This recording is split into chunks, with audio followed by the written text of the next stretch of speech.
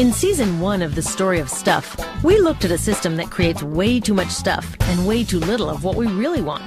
Now we're going to start looking at the stories behind the story of stuff. That's where we'll find ways to turn this situation around. Welcome to Season 2.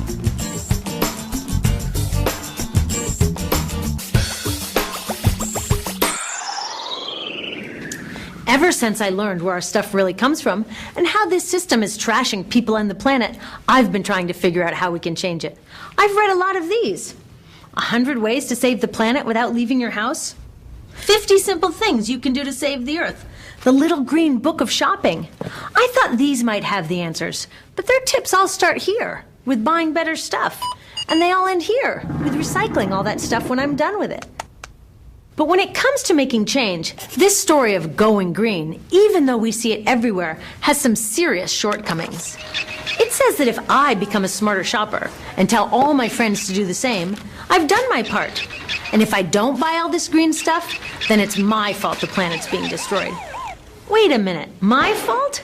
I didn't choose to put toxic products on the shelves or allow slave labor in factories around the world. I didn't choose to fill stores with electronics that can't be repaired and have to be thrown away. I didn't choose a world in which some people can afford to live green, leaving the rest of us to be irresponsible planet wreckers. Of course, when we do shop, we should buy the least toxic and most fair products we can. But it's not bad shoppers here who are the source of the problem.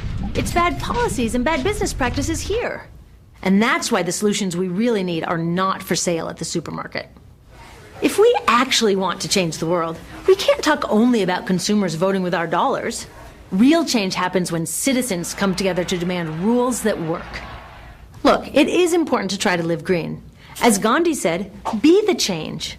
Living our values in small ways shows ourselves and others that we care. So it is a great place to start. But it is a terrible place to stop. After all, would we even know who Gandhi was if he just sewed his own clothes and then sat back waiting for the British to leave India? So how do we make big change? To answer that question, I went back and looked at Gandhi, the anti-apartheid movement in South Africa, the U.S. civil rights movement, and the environmental victories here in the 1970s. They didn't just nag people to perfect their day-to-day choices, they changed the rules of the game. It turns out there are 3 things you find whenever people get together and actually change the world. First, they share a big idea for how things could be better. Not just a little better for a few people, a whole lot better for everyone. And they don't just tinker around the edges.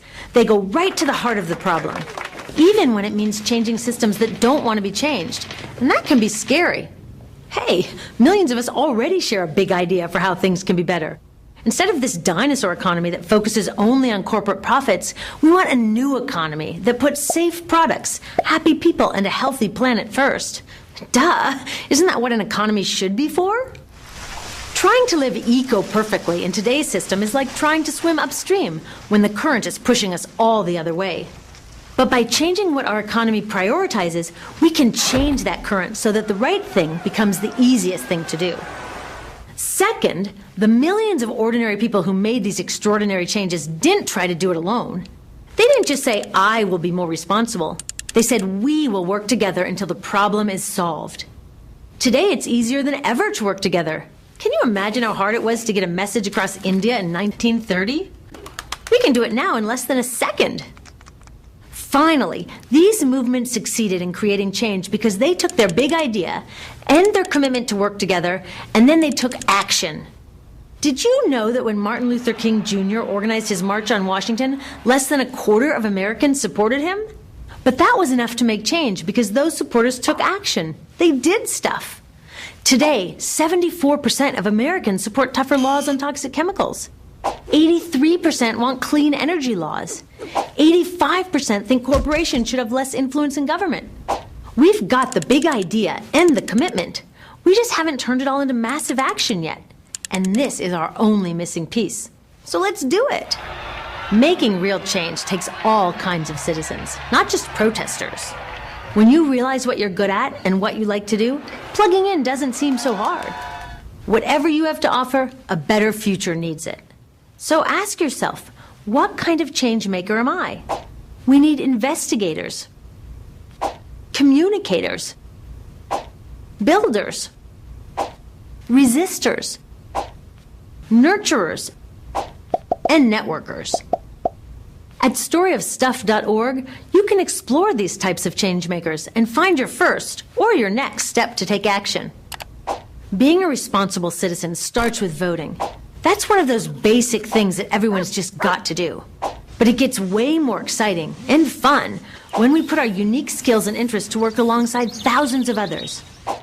I know that changing a whole economic system is a huge challenge. It's not easy to see a clear path from where we are today to where we need to go. And there's no 10 simple things we can do without leaving our couches. But the path didn't start out clear to all these guys either. Dr. King said, faith is taking the first step even though you don't see the whole staircase. So they worked hard to get organized, practiced the small acts that built their citizen muscles, and kept their focus on their big idea. And when the time was right, they were ready. It's time for us to get ready too.